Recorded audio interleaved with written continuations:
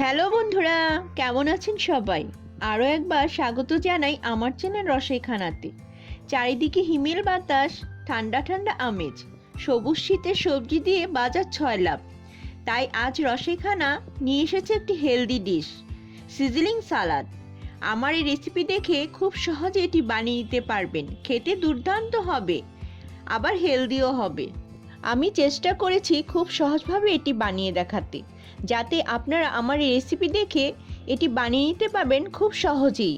যারা আমাকে এখনও সাবস্ক্রাইব করেন নাই তাদের অনুরোধ রইল সাবস্ক্রাইব করার এবং পাশে থাকা বেল আইকনটি ক্লিক করবেন, যাতে আমার নতুন ধরনের রান্না আপনার কাছে পৌঁছে যায় সবার আগে।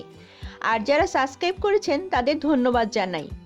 যারা ফেসবুক পেজ থেকে দেখবেন তারা আমার পেজটিকে ফলো দিবেন। চলুন তাহলে শুরু করি।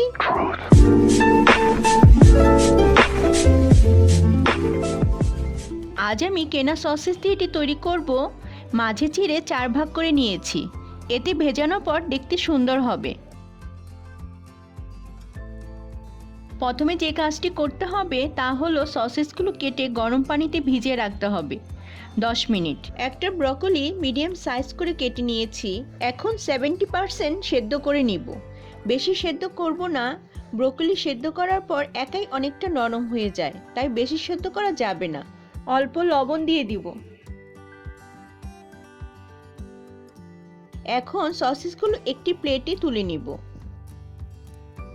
এখানে আমি বোনলেস চিকেন নিয়েছি, মেরিনেট করব। পরিমাণ মতো লবণ দিয়ে দিব, হাফ চামচ হলুদের গুঁড়া, হাফ চামচ গোলমরিচের গুঁড়া,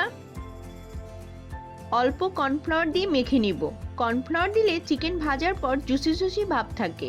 1 চামচ পরিমাণ সাদা তেল দিয়ে মেখে রাখবো সাইডে। ব্রোকলিগুলো সেদ্ধ হয়ে গেছে, একটি স্ট্রেনারে নিয়ে পানি ঝরিয়ে নেব। এই পর্যায়ে একটি প্যানে পর্যাপ্ত পরিমাণ রেগুলার রান্নার তেল নিয়ে গরম করে নিয়েছি। এখন সসেসগুলো ভেজে নেব। ভাজার সাথে সাথে সসেসগুলো ফুলের মতো হয়ে গেছে। একটি প্লেটে নামিয়ে নেব। এখন একটি প্যানে অল্প বাটার দিয়ে দিব। এই রান্নাটা বাটার দিয়ে করতে হবে, এতে খেতে সুস্বাদু হবে। গলে গেছে, ম্যারিনেট করা চিকেনগুলো দিয়ে ভেজে নেব। উপরে অল্প লেমন জুস দিয়ে দিব, এতে তাড়াতাড়ি সফট হবে। হয়ে গেছে, নামিয়ে নেব। সেই প্যানে অল্প পেঁয়াজ কুচি দিয়ে দিব, ভেজে নিব। বেশি লালচে করব না। অল্প রসুন, অল্প আদা কুচি দিয়ে দিব, নেড়ে নিব। হাফ চামচ চিলি ফ্লেক্স দিয়ে দিব। এখন কিছু সবজি অ্যাড করব। একটি গাজর একটু ডিজাইন করে কেটে নিয়েছি, দিয়ে দিব। অল্প সবুজ হলুদ ক্যাপসিকাম নিয়েছি, দিয়ে দিব। নেড়ে মিশিয়ে নেব। 1 চামচ সয়া সস দিব, হাফ চামচ গোলমরিচের গুঁড়া দিয়ে দিব। স্বাদ মতো লবণ দিব। লবণটা বুঝে দিতে হবে, কারণ সয়া সসে লবণ আছে। নেড়ে মিশিয়ে নেব। হাফ চামচ ধনিয়া গুঁড়া দিয়ে দিব, আবার মিশিয়ে নিব।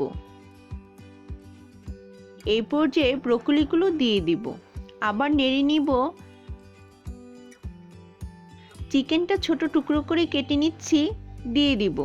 কিছু কাঠবাদাম ভিজিয়ে ছালটা ফেলে নিয়েছি, দিয়ে দিব। নেড়ে মিশিয়ে চিকেনগুলো দিয়ে দিব। ভেজে রাখা সসেসগুলো দিয়ে দিব, মিশিয়ে দিব। একটি বাটিতে 1 চামচ কর্নফ্লাওয়ার নিয়ে অল্প পানি দিয়ে গুলিয়ে দিয়ে দিব, এতে থিকনেস হবে। 1 চামচ টমেটো সস নিয়েছি, দিয়ে দিব। আবার মিশিয়ে নিব।